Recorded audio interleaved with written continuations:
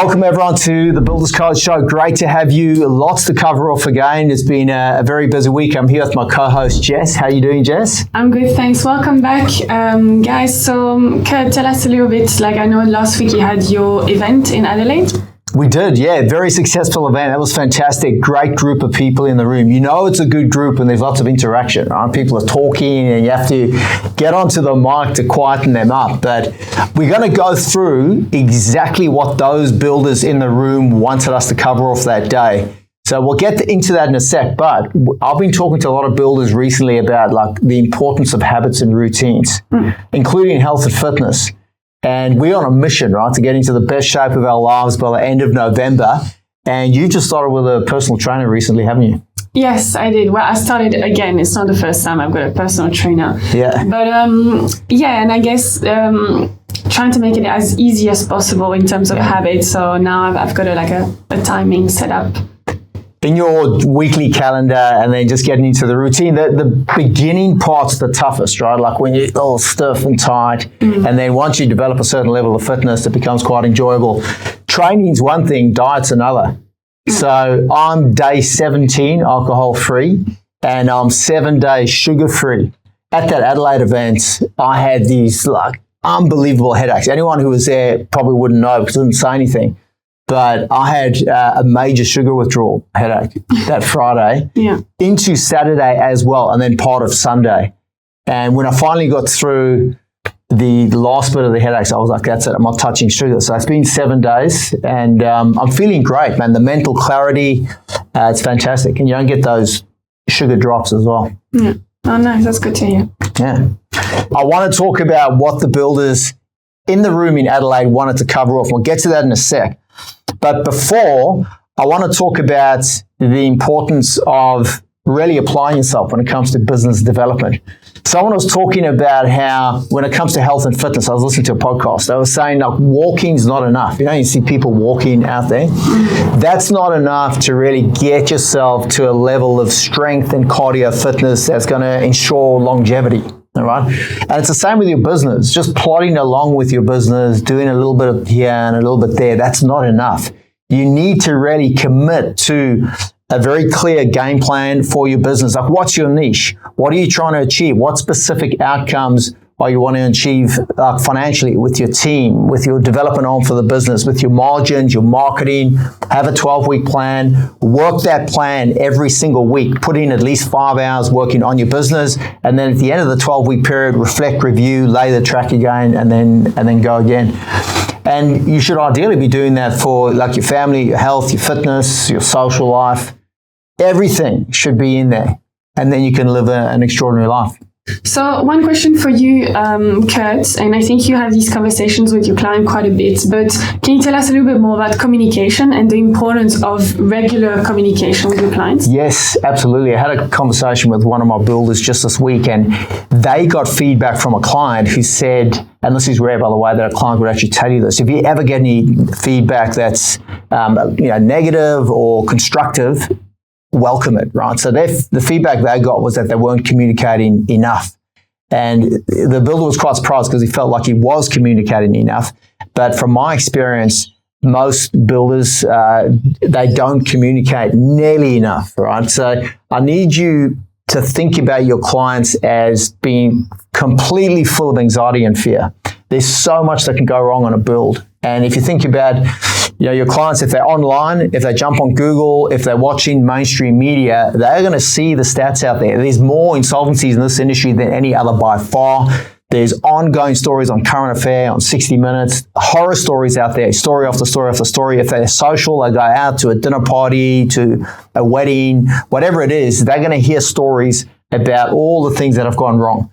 So just know that they are going to be full of fear and uncertainty. They're not going to necessarily express it to you, but the best thing that you can do to alleviate that fear is to communicate regularly. And the way I want you to think about it is, think about the last quote that you submitted. Right? When you submit a quote and you don't hear anything, there's radio silence, you start immediately thinking along negative lines. You'd be thinking, they've chosen the other builder, they're not interested, I did something wrong. And the reason I know you'd have those negative thoughts is because it's perfectly normal. It's a reptilian brain response. It's a defense mechanism, right? So you do it yourself. You can only imagine what your clients are doing. Whenever there's a couple of days or a week or more of no contact, even though you working your ass off in the background, they are going to start having these negative thoughts. So the way to alleviate that is to just check in regularly. I've even had guys set up an autoresponder email sequence where they just check in every 3 or 4 days saying, hey, me and my team are working vigorously, getting the numbers together, making sure we get those numbers watertight, very excited, and here's what's going to happen next.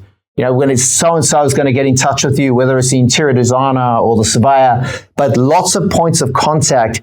It puts people's mind at ease and their emotions, and they feel like there's a lot happening in the background and you're hard at work. But if there's no communication, then you opening up space for their brains to start thinking of all the worst case scenarios and everything that they've been told by other people. That stuff's going to start playing in their minds, and it works against you big time. In fact, I heard a story about this company in the US where they sold something. So this is not construction industry related, but they would sell something online, right? And then it would get drop shipped. And as soon as someone made a purchase, they would send out an email saying, we're running around getting your product ready. It's now being delivered to the warehouse. Just like when you order things now, you normally get an update, like a tracking link and everything else. But these guys went over and above, right? And they had lots of emails every single day just saying, hey, it's gone to here now. Now we're putting it here. And this guy, and they would describe the person who had these velvet gloves on, who's now packaging it up, and he's giving it a little kiss and he's sending it off. And then, so there was a bit of humor woven into the communications. But what it did is it increased the conversion rate and significantly reduced the number of refunds that they had to give. So it's just strong communication, and this stuff is backed by science, right? There's plenty of research I've done with psychology to show that this is a really positive thing. And it's a bugbear in the industry. So it's a real opportunity for you, because most builders are thought to be notoriously bad at communicating. If you communicate well, it's a point of difference, builds credibility and trust. Awesome. Moving on. When we were running this one-day training workshop in Adelaide, at the start of the day, I've asked all the builders in the room, like, what do you guys most need to improve in your business? And I got them to call out. We did that for about 20 minutes, and I had a full list of everything that was most relevant to them, their sticking points, and the reason they were in the room, basically. So we're going to go through those with you right now. You've got the list, Jess. What was the first thing on the list? So starting off with, and this shouldn't be a surprise really, but the first question was how to become a better leader. Yeah, that's a great question. And it was so hard for me to not start giving the guy an answer straight away when I wrote that one down, because I wanted to get all the things first and then we're going to work through it. But your business will never outgrow your leadership. That's just the reality of the situation. So how do you grow as a leader, and how do you know that you're growing? Well, if you're uncomfortable, then you know that you're growing. So you got to get out of your comfort zone. And I think we spoke about this on the last pod, that at some point you become comfortable being uncomfortable. And in fact, you even seek out discomfort as a leader, because that's where the growth is. And if you're interested in growing and becoming the best version of yourself, then you're going to want to constantly be getting out of your comfort zone. But the more you get out of your comfort zone, the less things there are that scare you. So you really got to seek them out. And that's really important. Beyond that, you want to be able to direct your learning. We all have different strengths and weaknesses. Above all else, know yourself. What are your weaknesses? If you're not good with numbers, you're much better at communicating with people. I wouldn't suggest that you go and get a finance degree. Employ someone who has a finance degree, or someone who really understands the numbers and enjoys the numbers. So employ your weaknesses and accentuate your strengths.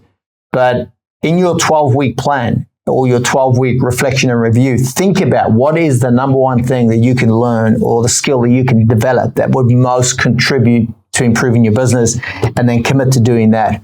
So always be learning, keep an open mind. Someone at the Adelaide event actually asked me, what would be the single most important attribute for a leader? And without a doubt, I didn't even have to think about it. It's having a growth mindset. So having the ability to learn and grow always. And that is really, recognizing where you've made mistakes. It's looking at the harsh reality of the things that you did that didn't quite work out the way you expected, and figuring out why, and then fixing those. So you win or you learn, all right? And within that, it's also looking at the antithesis, or the opposite of what you believe. That's a very powerful way to learn. It's looking in the dark. It's looking at what you don't know, And I've had people say to me, you know, they come to our coaching programs because there are things they don't know.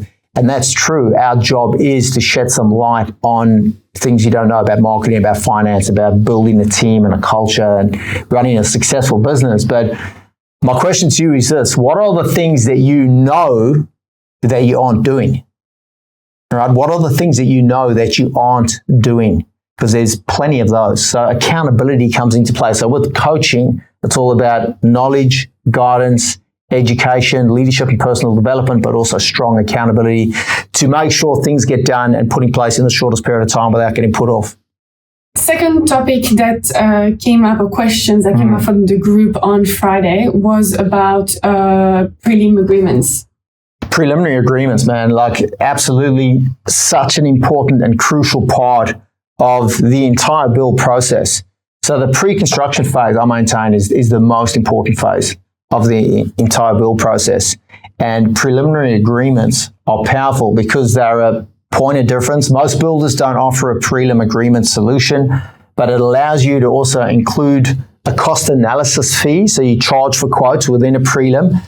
And quite simply what it is you, during the sales process, and we have a well-defined 6-step sales process, which we've spoken about in previous pods. You can get a copy of my book, $1 Million Builder. It's on Amazon, it's on Audible, or you can get a free copy from our website, builderscoach.com. We'll send it to you. The whole sales process is in there, but those 6 steps are engineered to, one, qualify people out that aren't a good fit, and secondly, to educate them. It's really educating them on the process that you take them through.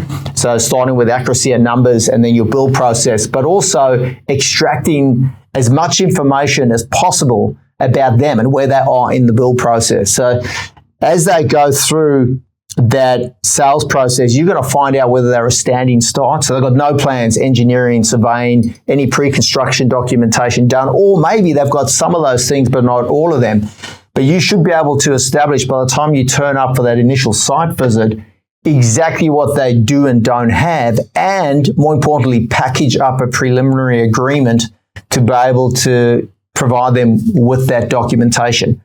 And that's a huge benefit to the client, because most builders, when they turn up and they haven't got design, for example, the builder's going to say, go get the design and engineering done, then bring it back to me and I'll price it for you. What you can do if you package up a prelim, and obviously this requires you to have relationships with good architects, designers, engineers, surveyors, and that's a separate conversation. But building that dream team pre-construction, again, it's adding value to your clients. You can say to them, look, you're going to have to get these 17 things done. You can go do it yourself, or we have a great team with good quality documentation, good turnaround time. We know them, we've worked with them on previous projects, and we can package this up and get it done for you. And that doesn't mean that you do it yourself or anyone in your office does it. You totally outsource it, just like your subcontractors on site. They're doing the work. You don't have to go and do the work that the plumber, the electrician, the tiler does. But it is extremely powerful. And preliminary agreements, so not only do they convert at a lower dollar figure and have a high conversion rate to contract, but they are a great form of communication. So they communicating exactly what the client needs. And if you can weave in an accurate cost analysis, and also a lot of our guys now have things like 3D modeling that they're using, where essentially they're building the project in a 3D model with quantities before the project gets built, which means they can identify changes that normally happen during the build with variations or change orders that now happen pre-construction. And that is unbelievable in terms of savings. You're talking 60, 70, 80 grand savings. And something like that makes the conversion to contract a slam dunk. Okay, the next topic I think you went through with the guys in the room was around team and working with teams, high-performing teams. One of the most powerful things you can do for your business is work with the best people, build a dream team. And it's important to remember that your clients are part of your team.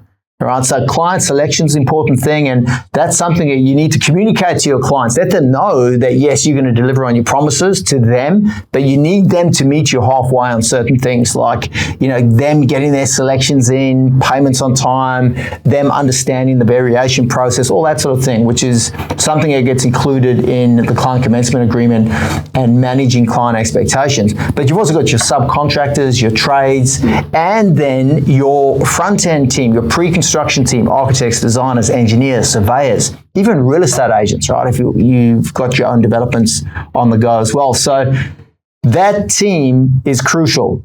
Your team is going to relate strongly to your leadership, which we just spoke about before. So you've got to become the sort of leader who earns the right to build leaders underneath you, right? So you get the people you deserve. That's an important thing to remember. But ultimately, you want to build a culture. Right? As the leader of your business, you've got to set the standard, okay?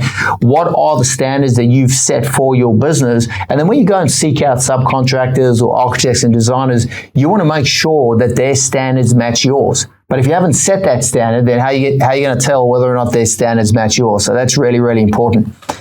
Hey, one of my builders just the other day said to me, the next 12 months is all about creating as many quality relationships as I can. All right, so his focus for the next 12 months is just establishing and creating as many quality relationships as he possibly can. I thought that was phenomenal. I even wrote it down. I was like, hey, man, that is brilliant, because it's possibly, and for some of you, the single most powerful thing you can do for your business is get the right people around you. And yes, we talk a lot about systems, and systems do set you free, but accessing the right people, building a really good team is going to take your business to the next level for sure. That's a good goal to have. Next thing I want to talk about is cash flow. Cash flow. It's one of the big three, right? Profit, cash flow, workflow, one of the three Achilles heels of your business, but it's an easy fix. You just want to use your own payment schedule. So inside an association contract, ideally, why? Well, they're the most tested, and then use a method 2, form 2, where you include it. And the way it needs to be structured, I heard an association lawyer describe it this way. You take the deposit, the maximum deposit that you can, and then the progress payments finance the jobs. And that's it. I had a builder I was working with in Melbourne where we spent 2 years together, and just putting a positive cash flow payment schedule in place was the single most powerful and beneficial thing he'd done in his business development. One of the topics that always comes up or in all these conversations, obviously, is margins. And I know we've talked about margins quite a few times on this podcast, but do you want to add anything else? Was there anything specific that came out within that? You guys have heard me talk about a minimum 20 margin, which is 25 markup, otherwise a 25% margin, which is a 33 markup, which is easily achievable with renovations, extensions, remodels.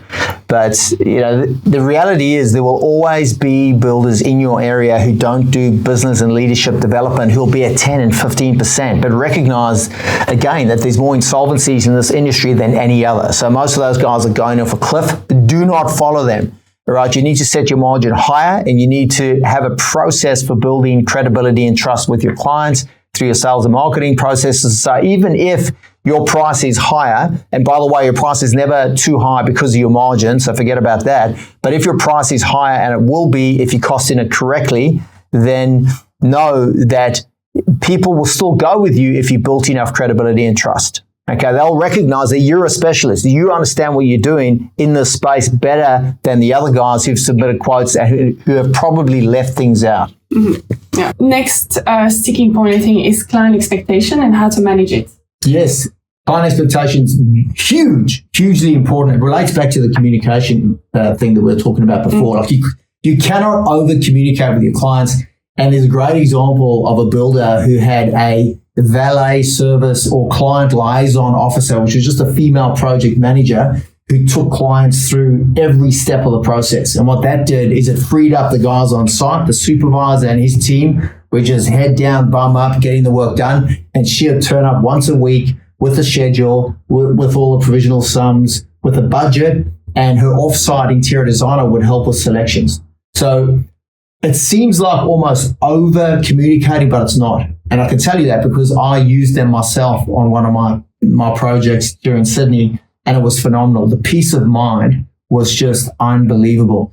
So if you can communicate that pre-construction, if you could offer that service and you make people pay for it, right? Let them know that they're going to have to pay for the project manager who's going to be there to handhold them all the way through. But you'll find that your premium clients will be happy to do so, especially if they're busy, they've got a business, they've got kids that, we're all so busy these days, right? Running full tilt to stay in the same place because the world's changing so rapidly.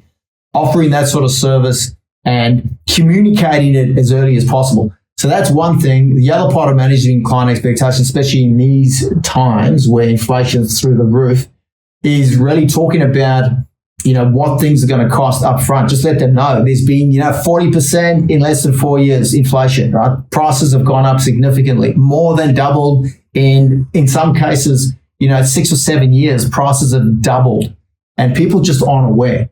Yeah. So having that conversation early on is showing a lot of respect to your clients, but it's also eliminating people that have beer money, champagne taste.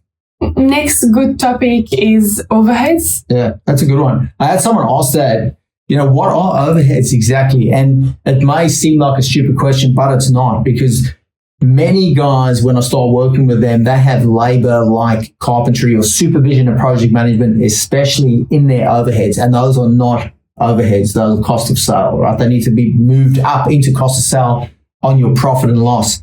And if you don't do that, what it does is it impacts your gross margin. And if your gross margin is not accurate, that throws out your break-even point. And, ultimately, it's like having your gauges not working. So your petrol tank saying, that you've got plenty of gas when you don't. Your speedometer is saying you're going 120, but you're actually going 180. So you need the gauges working properly. Otherwise, you're guaranteed to crash. Let's talk a little bit about marketing and how to attract quality leads. So important, man. Like I always maintain, marketing's a holy grail, and attracting a consistent flow of quality leads is what sets you up to sustain high margin. Once you get that happening, like life's a beautiful thing. If you can get 100 people wanting to build with you, but you're only going to build with 10, then you select the best 10 based on, client, job type, location, client personality, all cash, no banks, and how you stagger them as well. So how does that happen? Well, the number one marketing strategy is through relationships. That's why that guy I spoke about earlier, who is going to spend the next 12 months just seeking out quality relationships. It's one of the most powerful things you do. Architects, designers, there's a lot that you can do as a builder to alleviate pain for them in their business. And a lot of it's around costings and eliminating them from the tender process. It's easier for them to do a one builder, one horse race tender process than go out to tender. And we've had countless examples. One recently where a guy went out to tender, selected his builder from the 3 tenders that came in. And that builder they selected, when they went through the numbers, had left out $500,000 worth of stuff in the quote. So things like that are happening every day, and you can add a lot of value to their business and their clients, which means they're going to send their best clients to you, and you're going to get a consistent flow of quality leads, which are essentially referrals. And your best inquiries are referrals. So if you can get that happening from 5 or 10 architects, designers, then you'll have a sushi train of quality work and consistent profit and cash flow as well. Last but not least, what's the best way to close a sale? Yeah, this is great. Like people ask me all the time, like, how do you close a sale? What are the closing techniques? And no doubt there's some people listening. Maybe you've got some clients that you haven't been able to get over the line. So some people can get a bit tentative. And there's different ways where you can get a decision out of people. And really, you want to go for a quick no over a slow maybe with your sales process. It's about qualify. So if they're not a good fit, politely refer them on to someone else. If you're at a point where you've submitted the quote, and no doubt this has happened, where people are happy, oh, this is amazing, thank you so much, just leave it with us, we'll get back to you. And then it's crickets, radio silence, you don't hear back from them. So what do you do in that situation? Well, you want to follow them up. The best way to follow up, and guys, follow up. It's crucial. Again, you're not going to over-communicate. It's going to feel like you're over-communicating from your end, but you're not. So phone, leave a voicemail message if they don't answer, send a text and an email all at the same time, okay? Do that 3 times. If they don't get back to you, then you do what's called a real estate agent's close. So if you're going to go look at a property, or you want to buy a property, what the real estate agents do is once you've seen it the next day, and maybe you've had this happen, they'll phone you and go, hey, we've got another couple interested in the property. They've just put in an offer. And that's how they can gauge your level of interest. Because if you really want that property, you'll say, whoa, stop. Okay, we want to counter offer, we want to put something in. Or you'll go, that's okay, they can have it. You'll let it go. So what you can do with your client is say, hey, we've got our team lined up and ready to go to work on your project, and we're very excited to do so. We'd love to work with you, but we've got some people waiting in the wings. And this is why you want to overbook the flight. This is why you want more people at the front door that you can literally the help or work with. And they're either going to say to you, well, that's fine, give our space to someone else, or wait, let's get the ball rolling. So that's a real estate agent's close. That works well. But I do want to emphasize that your sales process and also your marketing, which is selling in advance, if done well, means you don't have to close. Ideally, people come to you wanting to build with you already having made up their mind about you being the go-to builder. So keep working on increasing the value in your particular marketplace so that you become undeniable, you become the go-to builder, and people turn up going, we want to work with you, here's our budget, how do we get started? I think that's all we have time for today. Maybe do you want to give us a quick rundown of the next events? Absolutely. Very excited. I'm going to be in Perth on the 20th of September, and then back in Sydney on the 18th of October. Watch the space for details. In the meantime, take care. See ya.